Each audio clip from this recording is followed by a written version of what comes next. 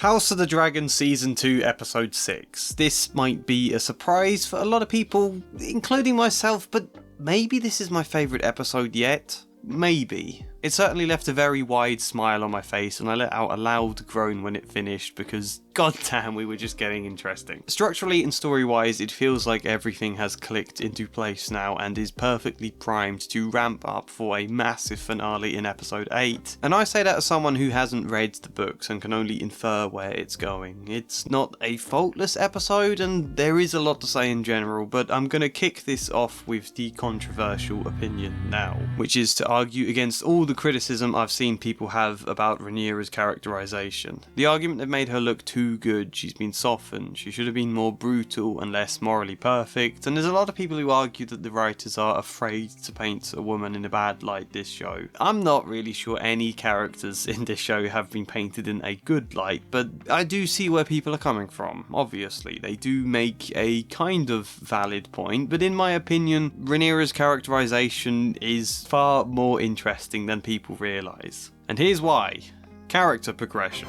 Oh, by the way, sorry if I sound ill, that would be because I am. But I've been saying for the last few videos now, Rhaenyra is becoming more restless, more eager to do something, more righteous and sure of her own decisions. And I have warned how very dangerous it is for someone with a big dragon to feel so very righteous. Like, I don't think Rhaenyra has been a good character, is the good side of the conflict. I can also only measure this by the opinions of people I know who have read the books, but okay, yeah, the story has deliberately made it easier to view Rhaenyra in a kind of good way, but crucially, the story has made it easier for Rhaenyra to view herself that way. That's the point in my opinion. Rhaenyra is increasingly believing she is right about everything, and she is the rightful queen. She is who Viserys wanted, and she knows it now. She also knows that Alicent knows it. She feels it is also a matter of duty for this Song of Ice and Fire plot point that I'm not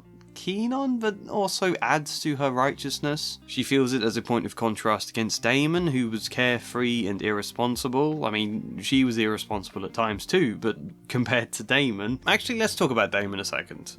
This episode sees Rhaenyra taking up a sword. She has no training in it, and she has always lent on Daemon for that side of her rule. Seen herself and him as two halves of the throne, but his radio silence at Harrenhal has left her feeling she cannot depend on him, cannot trust him. Adds to the fact she has lost Rhaenys and her dragon, there is then pressure for Rhaenyra to do more, whilst her counsellors are also counselling her against doing more. And so when Jace and all of them keep talking about needing Daemon, having Daemon this, Daemon that, it starts to frustrate the hell out of her. We can't depend on him. I can't depend on him. Therefore, I need to be him? Rhaenyra does take up that sword, and then she's got Daemon's ex-lover there telling her how very good she is, how much more just and fair a ruler she would make, and that then feeds directly into this sense of righteousness. You, I think, are steadfast. Because of that, I will serve you.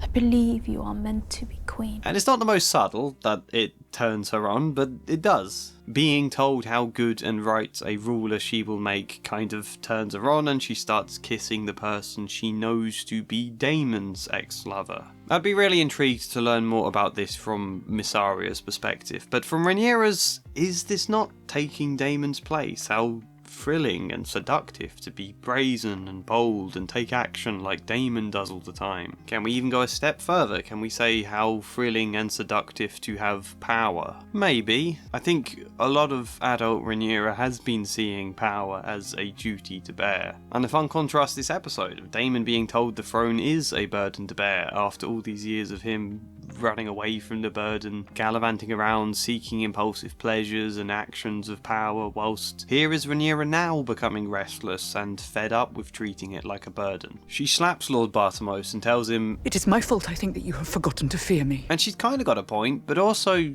in her mind, Rhaenyra may be allowed to make people fear her now because she is righteous, because she is so very correct. She's even so good as to feed the people, you know? How gracious, to blockade them into starvation and then deliver food like a hero. The more righteous she feels, the more of an excuse Rhaenyra has to be like a dragon. And this is kind of the tragedy in my eyes, how very easy the story has made it for Rhaenyra to see herself as the good righteous person. What will that certainty lead her into doing? I don't actually know, I have no idea, but I'm imagining it could be something horrifically brutal. And she then might argue the costs are worth it, but at the end of the day it won't matter how right she is or isn't, not when thousands of people are dead and histories are being written. All of this growing resolve in Rhaenyra might start to feel less positive and more tragic, and I love that. So yeah,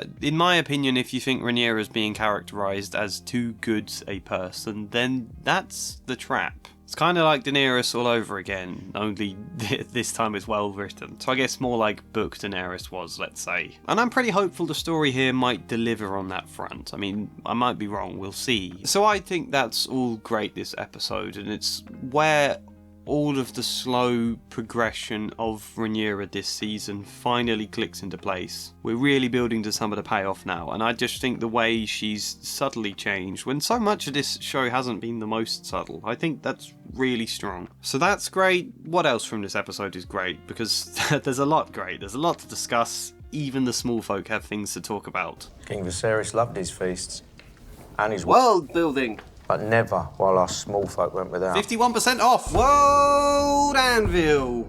Yep, they sponsored this video, they're still here, hopefully they'll stay here. World Anvil is an online tool for building worlds, creating characters, designing and managing campaigns for a whole slew of games. Sleuth isn't the right word, I don't know why I said that. Look, you can do all that, you can plan and write stories, you can do all sorts of different stuff for creative projects. I use it for the world building of my novel because my old system of massive Word documents became far too chaotic. Not only does the ability to create timelines with hyperlinks branching off to specific characters or articles or a billion other things, not only does that make it so much easier to quickly find the information I need, it also makes it so much easier to plan things out and kind of keep going. Sometimes a blank Word document for world building is very daunting, so having all sorts of tools to help with visualization, to help you figure out what needs planning next, to keep your brain fizzing and unimpeded, because all of the tools are very straightforward and easy to use. That's really important to me. It's like the sharper an artist's pencils, the freer they are to focus on the art. World Anvil is a very sharp pencil. You can create mind maps, you can rearrange elements of your story, do all sorts of campaign related things for that sleuth of games I mentioned. Yes, link in the description and as a pinned comment should you desire a 51% discount on all their subscriptions, or if you're not yet sure, then try out the free version for as long as you like. That's what I did at first, and now look where I am, shouting their name at you through a screen. World Anvil!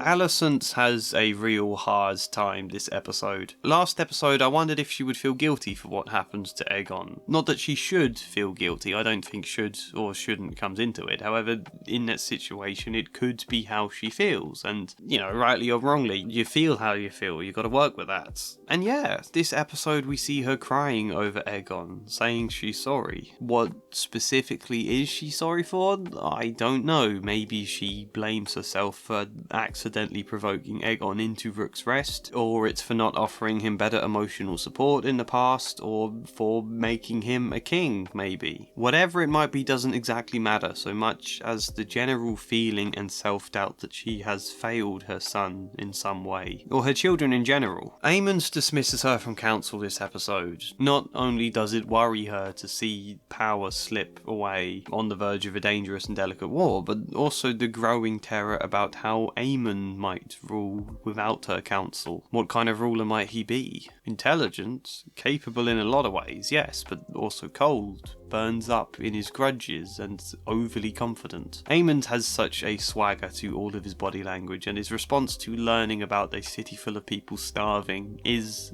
less than considerate. Small folk have become restless. So? Alicent seems to feel that Aemond has dismissed her out of old spiteful feelings that she always favoured Aegon over him. And so that's then another doubt here for Alicent to struggle with. Did I turn my son away from me? Is it my fault he's not seeking my guidance now? My fault I can't rein him in? The most obvious doubt and question comes in her discussion with Gwaine. Have I made my children grow up into cruel people if Daeron, who was raised away from me, grew up kind? Because let's not forget Aegon is also cruel. I'm glad to see some reminder of that in this season, because we haven't seen much. But yeah, if that's a doubt Alicent is feeling, and it's a very hard one to overcome. It's a feeling parents do have from time to time. Have I in some way failed my children? Last episode we had a shot of her possibly having a panic attack. This episode we get this shot, which I love, especially so for the editing around it. Because this scene is early morning with the sense Alicent has been sitting by Aegon all night. It's still dark and it's a very dark, cold room with some small sunlight starting to creep in. And she talks with the Maester, but then as he goes to leave, we abruptly shift to a lighter, warmer surrounding. And the nature sounds of winds and birds just suddenly enter with all else left silent. It might just be me, but I think the change feels too abrupt, too sudden here. And then she tells Aegon she's sorry before abruptly cutting to this shot, but with the sound from the previous shot continuing as though no time has passed. Then it goes dark before she's walking out into the courtyard, and the way it all transitions just feels ever so slightly off, you know? Almost like this is a dream sequence, and that's just a great way to make Alicent feel a little, I don't know, on edge, not quite right. She spends so much of this episode restrained in power and kind of encased like one of Helena's caged insects. All of this stuff is a lot of self-doubt and a lot of pressure and a lot of feelings building up for Alicent. Without really any clear way to express any of it now, she is so encased, I suppose I've said. And the more this pressure pushes her, how is she going to react? I don't know. Something big is probably going to happen. Although I do have some faint hope, you know, whilst being dismissed from council is a definite negative, perhaps it might enable her to reconnect with her children a little better. We see her going to Helena and sitting up all night with Aegon. Alicent has had to sacrifice so much in her life for the sake of duty, and I think that is one factor for why she's never been closer to her children in the past. So there is some slight chance here. Maybe I'm being wishful. Something more is clearly going to happen with Helena still, and I don't know what it is, but yeah, as someone who hasn't read Fire and Blood, I would guess Alicent might have a glimmer of hope at better connecting to Aegon and Helena especially, maybe starting to get somewhere before something else tragic wrenches them away again. Possibly something done by a more brutal Rhaenyra, and how that then might leave Alicent more vengeful or something. That would be my loose prediction. I wouldn't be surprised if I'm wrong, but I will say that. The point either way, similar to what I said last episode, is that a lot of tension is building up under the surface here, both for Rhaenyra and for Alicent, and for obviously the small folk. I think Alicent's scenes in this episode are really strong. I really enjoyed a conversation about Daeron. I don't know anything about him as a character, but I've seen lots of comments on my videos in the past saying, when are we going to see Daeron in the story? So I know he's going to be important somehow, and I'm really intrigued about that. Let's talk about one more thing before I finish though.